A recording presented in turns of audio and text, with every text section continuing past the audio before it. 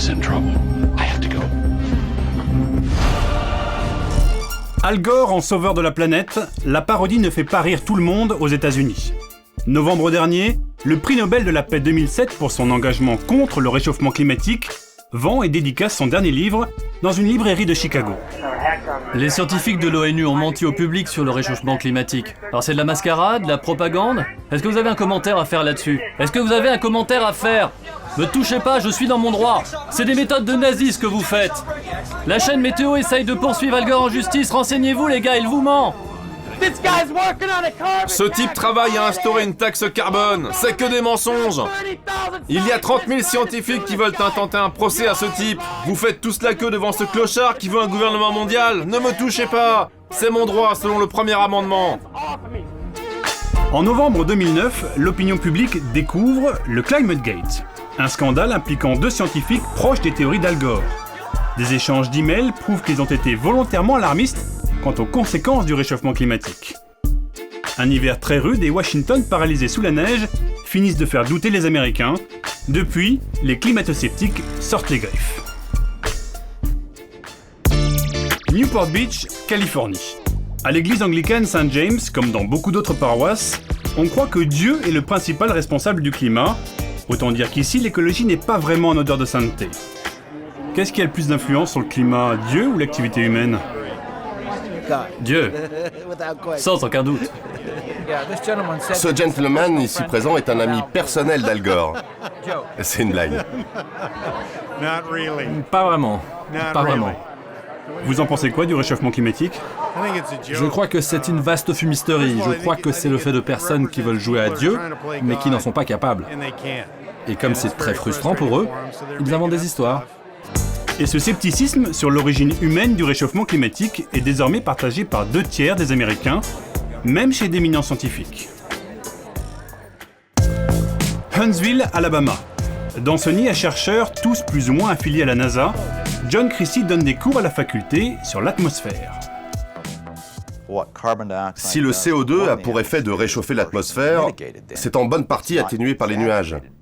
Car quand la température augmente, les nuages sont plus nombreux. Ils réfléchissent les rayons du soleil et donc font baisser la température moyenne. Dans son bureau, John Christie collectionne les récompenses scientifiques de haut vol. Ça, c'est la médaille de la NASA reçue pour travaux exceptionnels. Je l'ai reçue avec un confrère en 1990 pour avoir été le premier à établir, grâce à un satellite, une base de données sur la température du globe. En 2007, il reçoit même le prix Nobel de la paix. Un prix obtenu pour des travaux sur le climat effectués avec d'autres chercheurs. Mais s'il a bien collaboré avec ces scientifiques, payés par l'ONU et soutenus par Al Gore, il s'oppose à leurs conclusions. Beaucoup des conclusions de mes confrères sont fondées sur une confiance surévaluée de leurs travaux. Et c'est là qu'est le problème. Les auteurs de ces rapports pour l'ONU se choisissent entre eux, et ça devient une sorte de club.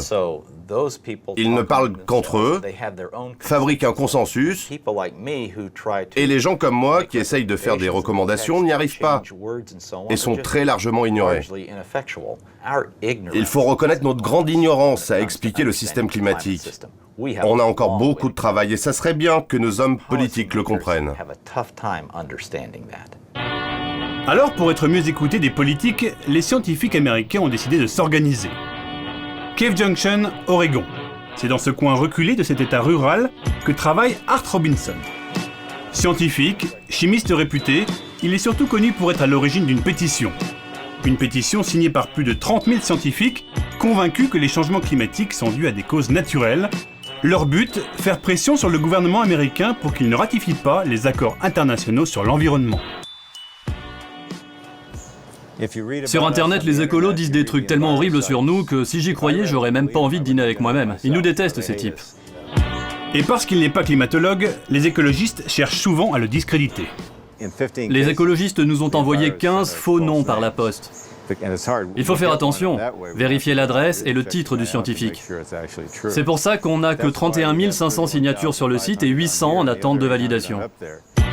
Dans cette guerre des sciences et de la communication, Art Robinson a franchi une étape supplémentaire.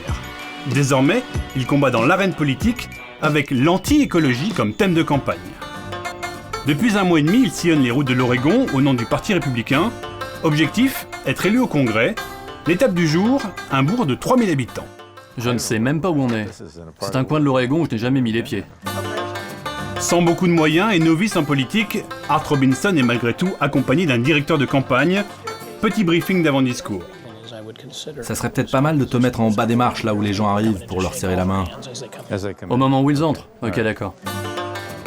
Pas encore très à l'aise dans son nouveau costume. Pas de quoi pour autant refroidir un public conquis d'avance. S'il y a un réchauffement climatique, comment ça se fait que le pays vienne d'être recouvert sous des tonnes de neige? On vient d'avoir un des hivers les plus froids de notre histoire.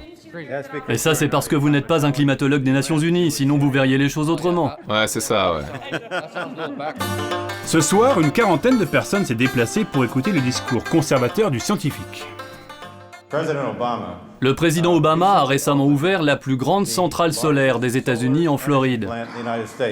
Il est venu y faire un speech vantant les mérites du solaire en nous disant que c'était l'énergie du futur.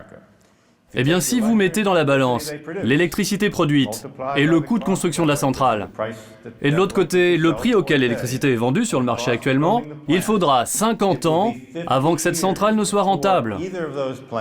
Problème, la durée de vie des panneaux solaires est de 30 ans. Ce ne sont que des expérimentations douteuses payées sur vos impôts. Une vision libérale de l'économie, très loin de l'écologie. Une vision que défendent aussi, et sans surprise, les lobbies du pétrole et de la chimie. Depuis 2 ans, ces activistes parcourent les États-Unis à bord de petites voitures vertes. Contrairement à ce que l'on pourrait penser, ce ne sont pas des écologistes, c'est même tout l'inverse. Financés par un grand groupe pétrochimique, ils bataillent contre les nouvelles lois environnementales. Tu veux essayer le jouet? J'étais justement en train de me demander où diable vous aviez trouvé ça. Vous en pensez quoi de ce type de voiture? C'est intéressant. Mais c'est pas ça qui va tracter ma remorque pour mes chevaux. Faudra aussi trouver une solution pour faire rentrer les députés démocrates dans la voiture. En fait, l'année prochaine, on y arrivera parce qu'il y en aura déjà beaucoup moins.